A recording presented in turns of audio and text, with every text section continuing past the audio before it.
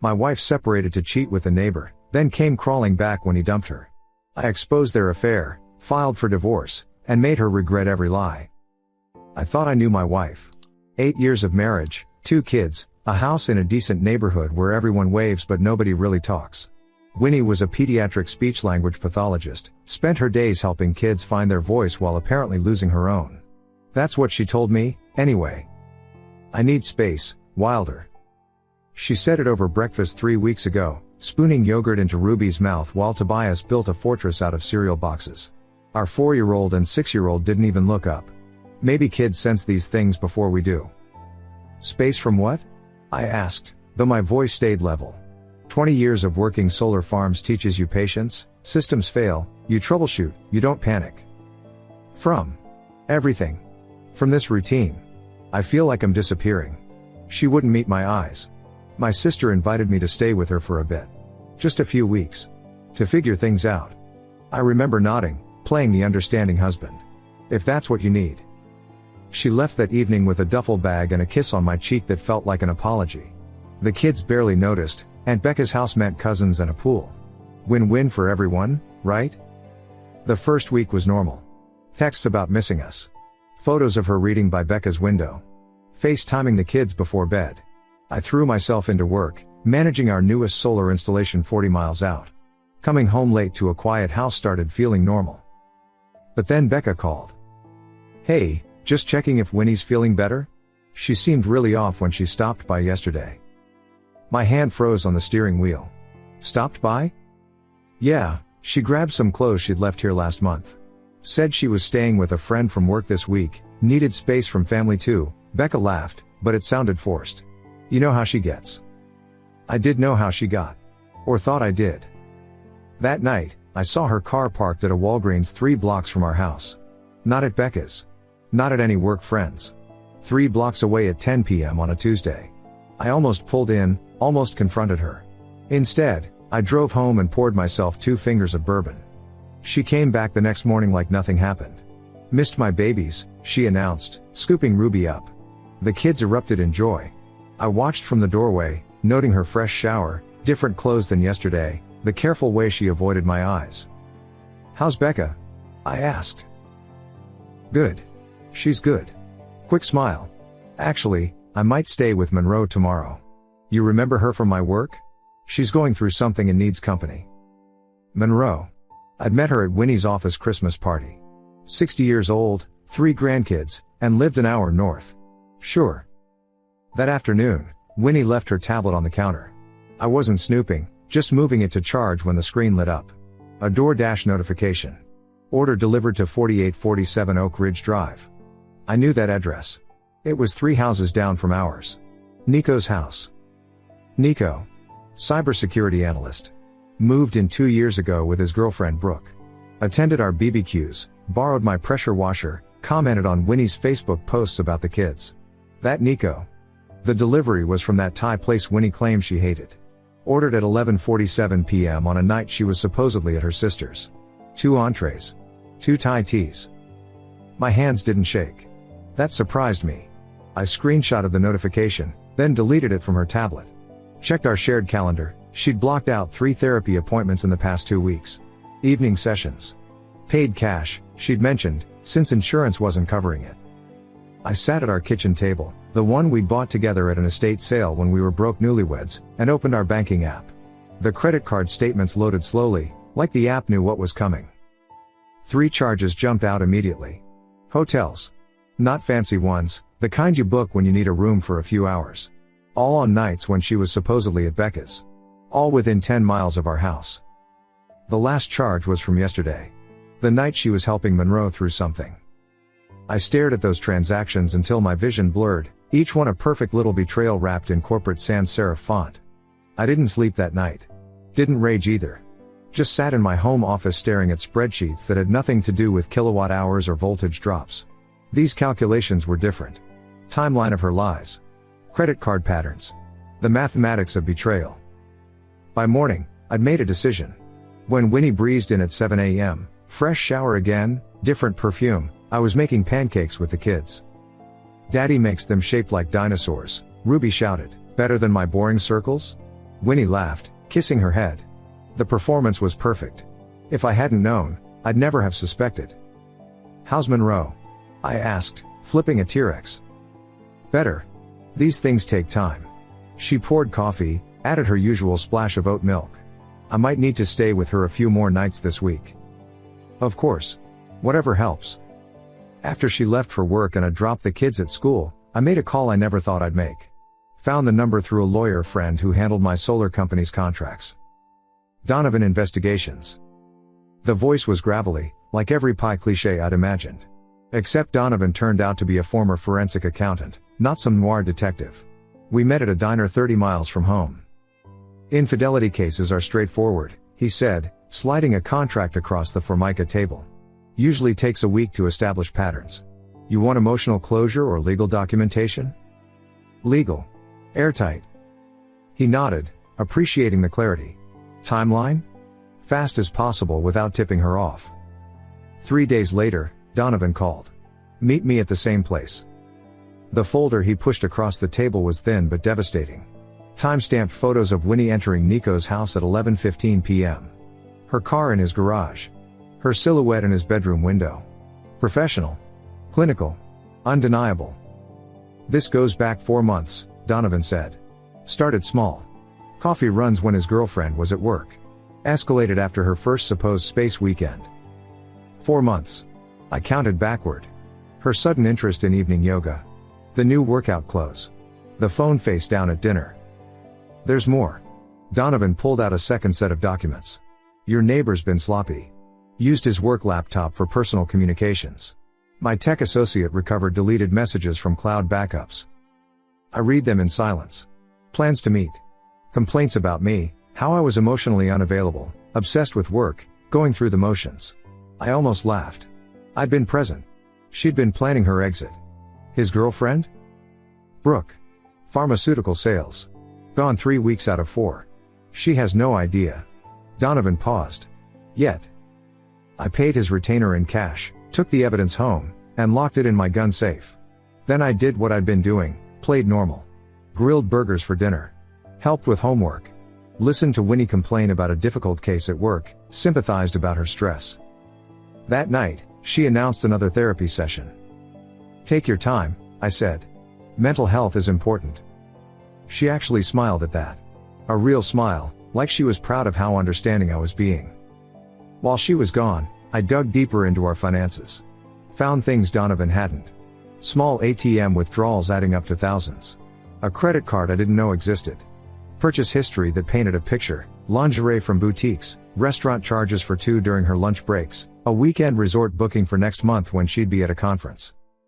The kicker was an email receipt in her drafts folder.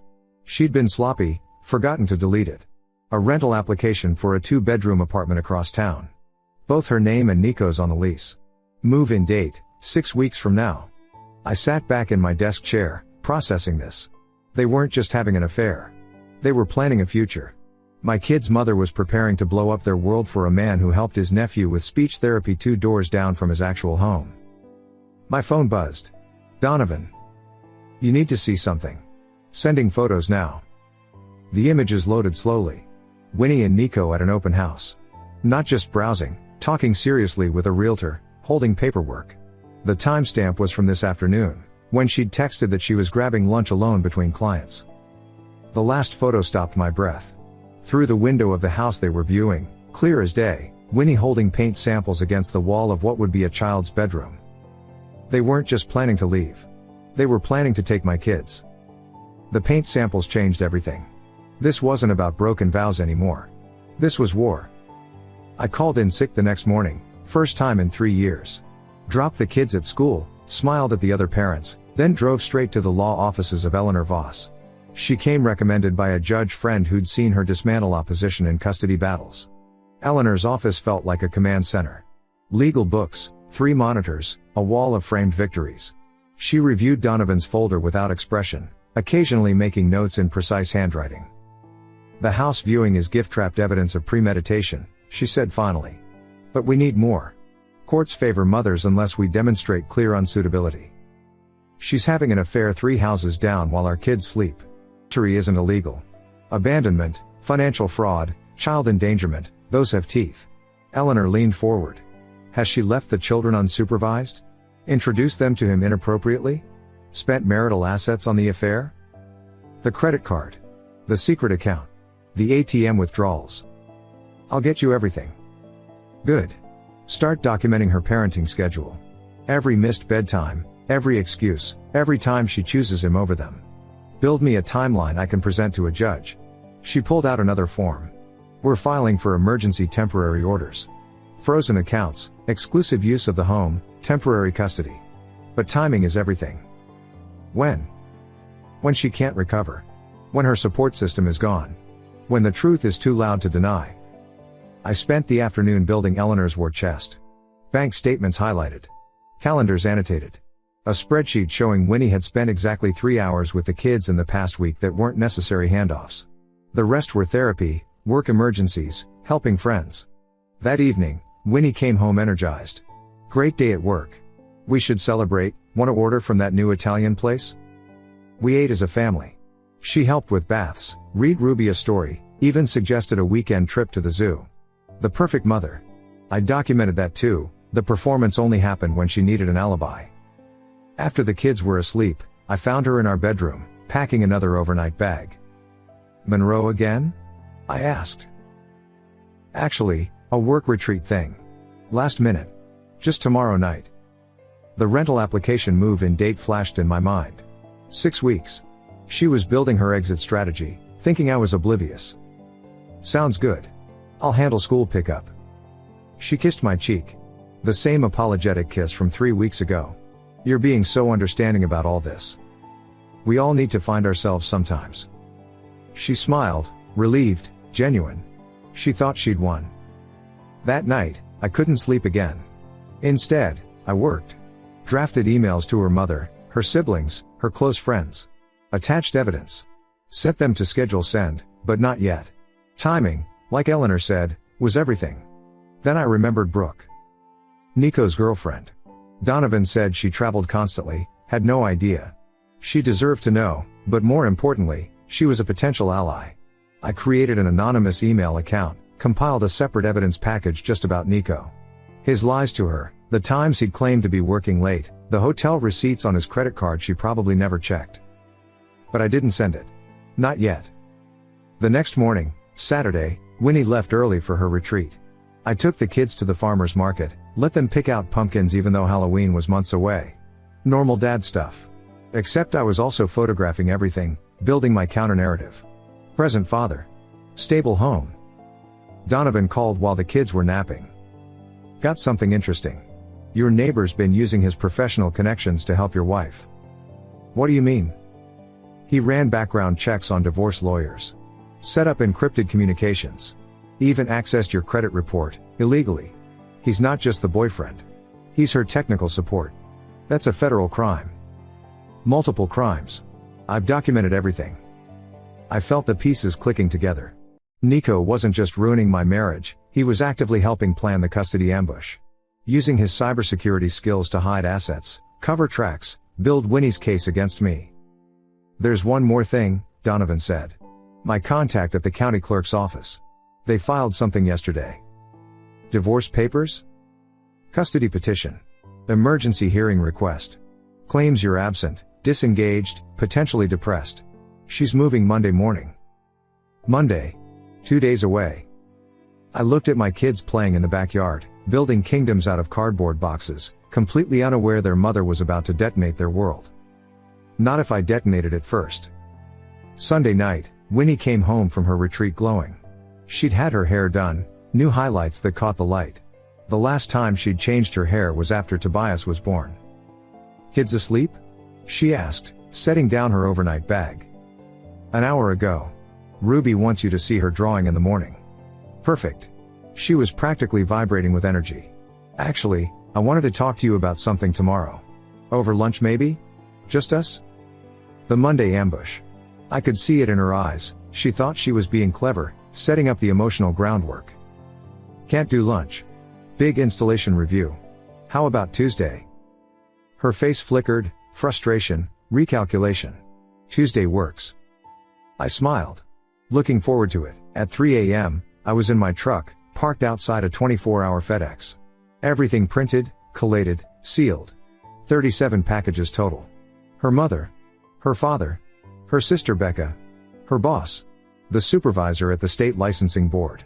Every friend on her Facebook who'd liked her posts about self-care and finding your truth. Nico's employer. The HOA board. And Brooke, she got the thickest folder. All scheduled for 10 a.m. Monday delivery. Signature required. At 6 a.m., I woke the kids early. Surprise donuts before school? They cheered. Winnie mumbled something about carbs from the bedroom. We were gone before she got up. At 8 a.m., I sat in Eleanor's office. She reviewed my timeline, my evidence, the custody petition Winnie hadn't filed yet. You're sure about this? Eleanor asked. Once we file, there's no going back. File it. At 9:15 a.m., I was back at work, leading my installation review. Normal Monday. Spreadsheets and efficiency reports. My phone silent in my drawer. At 9:47 a.m., Eleanor's paralegal walked into the pediatric therapy center where Winnie worked and served her divorce papers. Public. Professional. Perfectly legal. At 10 a.m., chaos. The first call came at 10:07. Winnie. I let it ring. 10:09. Her mother. Declined. 10:11. Winnie again. Then texts. Dozens of them. What did you do? We need to talk now. This isn't what you think. Please answer. Think about the kids. At 10:23, Nico called. Interesting. I answered that one. You piece of SH. Careful, I interrupted. Threats are admissible. Your employer should be opening their package right about now. I'd focus on that. Silence. Then, you don't understand what you've done. I documented everything. Including your illegal access of my credit reports. Your surveillance of my devices. Federal crimes, Nico. Multiple counts. The line went dead. At 10:45, Brooke texted me. Just 2 words, thank you. By noon, Winnie's mother had called 14 times. Her boss once. The HOA president sent an email about community standards and addressing concerns. I picked up the kids from school like always. Tobias had made a solar system in art class. Ruby lost a tooth at lunch. Normal afternoon. Homework. Snacks. Cartoons. At 4 p.m., Winnie's car screeched into the driveway. She looked destroyed. Makeup smeared, hair wild, the morning's glow completely extinguished. Daddy, Mommy's home. Ruby ran to the door. Stay inside, baby.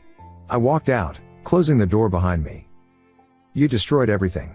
Her voice was raw. My job. My family. Everything. I protected my children. From what? From their mother? From a mother who spent 4 months planning to ambush them with divorce. Who viewed houses to move them into. Who documented fake claims about their father while screwing the neighbor. She stepped forward. You don't understand. Tuesday. Like we planned. Bring your lawyer. I turned to go inside. She grabbed my arm. Please. We can fix this. For them. I looked at her hand on my arm.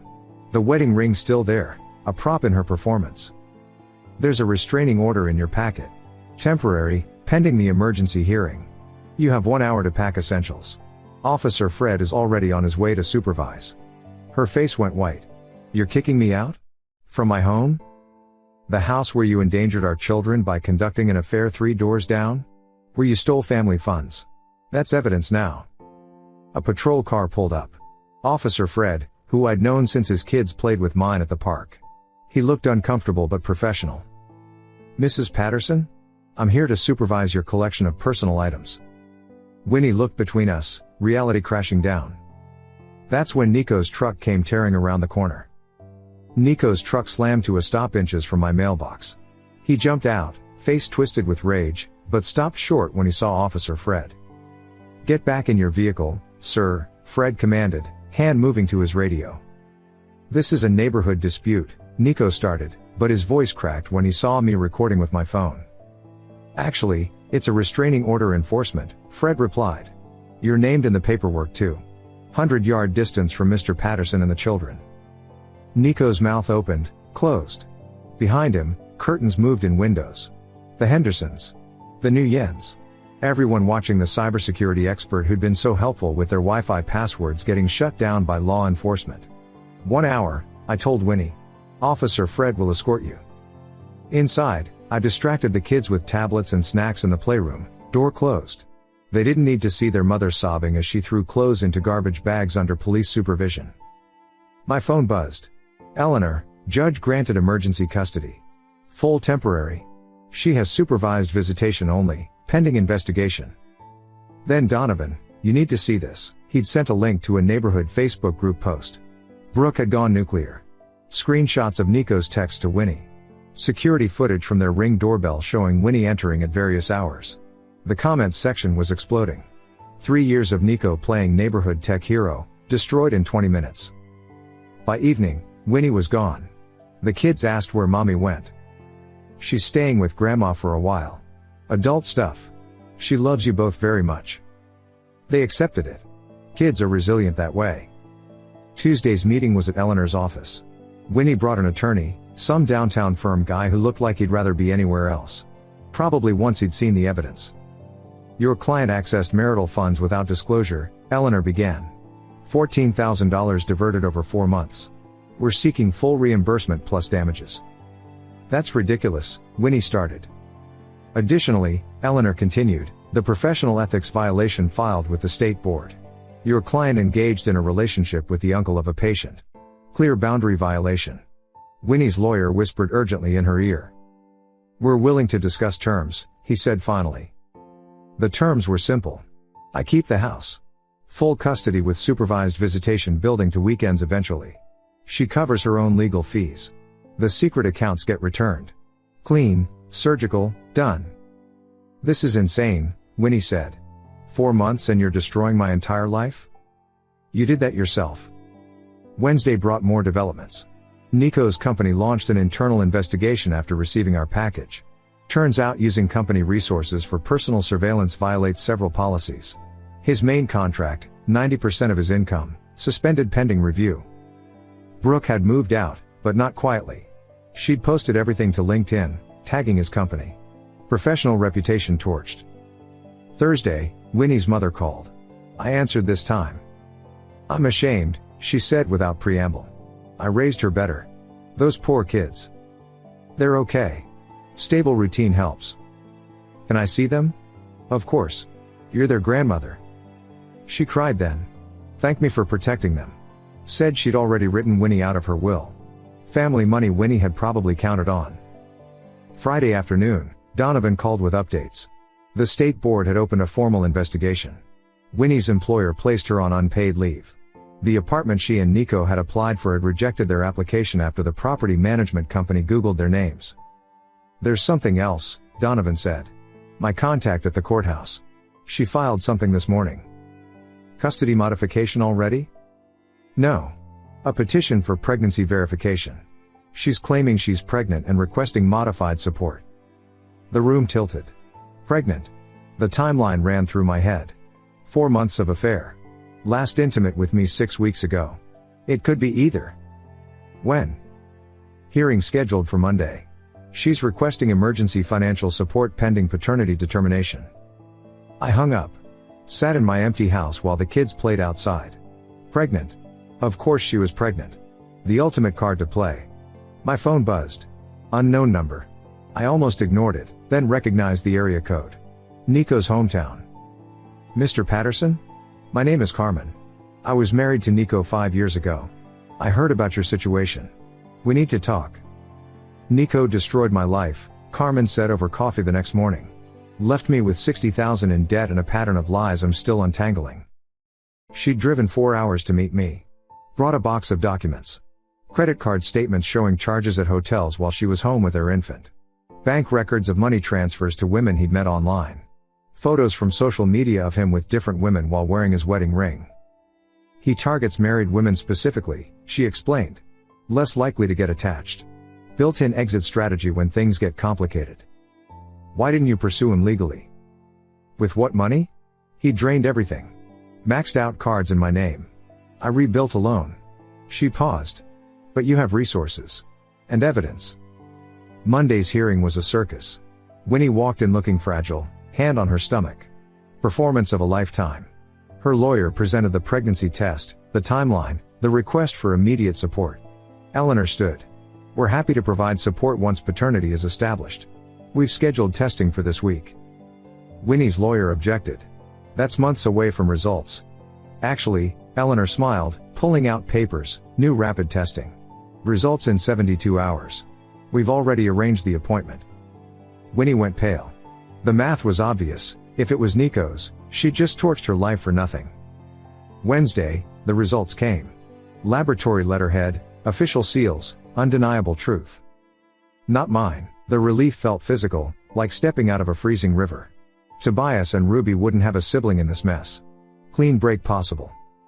Eleanor immediately filed to terminate any financial obligations beyond our existing agreement. Winnie's lawyer didn't even argue. But I wasn't done. That evening, I sat with my laptop and did something cathartic. Calculated half of what Winnie would have received in an equitable settlement. $30,000 she'd forfeited through fraud and abandonment. I wrote a check to Carmen. The memo line, rebuilding fund, from someone who understands. I included a note, he took your future once. Don't let him take it twice. This isn't charity. It's justice. I sent copies of the check and note to both Winnie and Nico. Let them see the money she'd lost going to the woman he'd destroyed before. Poetic justice with a paper trail. Carmen called crying when she received it. I can finally afford therapy for my daughter. Fix my credit. Move somewhere fresh. Build something better, I told her. We both will. The fallout continued for weeks. Nico lost his house, Brooke's name was on the deed, and she sold it immediately. He moved into a studio apartment 40 miles away, taking construction work after being blacklisted from tech. Winnie's professional license was suspended for 2 years. The ethics board didn't play around with boundary violations involving patient families. She moved back with her parents in another state, pregnant and unemployable in her field. Her mother called weekly, updating me on Winnie's situation but mostly to coordinate grandparent visits. She'd become an unexpected ally, furious at her daughter but devoted to Tobias and Ruby. She cries constantly, she told me one evening. Says she destroyed everything for nothing. Not nothing, I corrected. She got exactly what she built, a relationship founded on deception with someone who specializes in destroying families. 3 months later, life had found rhythm. Morning routines without tension. Bedtimes without wondering where their mother really was. The kids adapted faster than I'd expected. Video calls with Winnie twice a week, supervised by her mother. They seemed more relaxed, actually. Kids know when something's off, even if they can't articulate it. Brooke and I started talking. Not romantic, just two people who'd survived the same explosion. She'd started a support group for partners of infidelity. Asked me to speak at it. What would you tell someone going through this? She asked. Document everything. Feel the rage but don't let it drive. And when you get the chance to destroy them, make sure it's legal, thorough, and help someone else heal too. The meeting was full. Turned out Nico and Winnie weren't unique, just sloppy. 6 months later, I got a text from an unknown number. A photo of a baby. Nico's features unmistakable. She had him yesterday. Thought you should know. Winnie's mom. I looked at it for a moment, then deleted it. Not my circus anymore. That evening, I pushed Tobias and Ruby on the swings at the park. The same park where Winnie and I had brought them as toddlers. Same swings. Different life. Higher, Daddy. Ruby squealed. I pushed harder, their laughter cutting through the evening air. Behind us, the sun set over our neighborhood. Nico's old house had a sold sign. New family moving in next week. Fresh start for everyone. My phone buzzed. Carmen. A photo of her and her daughter at her college graduation, the degree she'd finally finished. Thank you for giving us our life back. I smiled, pocketing the phone. Revenge wasn't the word anymore. This was something else. Justice. Rebuilding. Moving forward. Daddy, look. I can touch the sky, Tobias shouted from the peak of his swing. I see you, buddy. I see you. And for the first time in months, I meant it. We were all finally free. Thank you so much for watching until the end. If you really like our videos, please don't forget to like, share, and subscribe. Have a great day.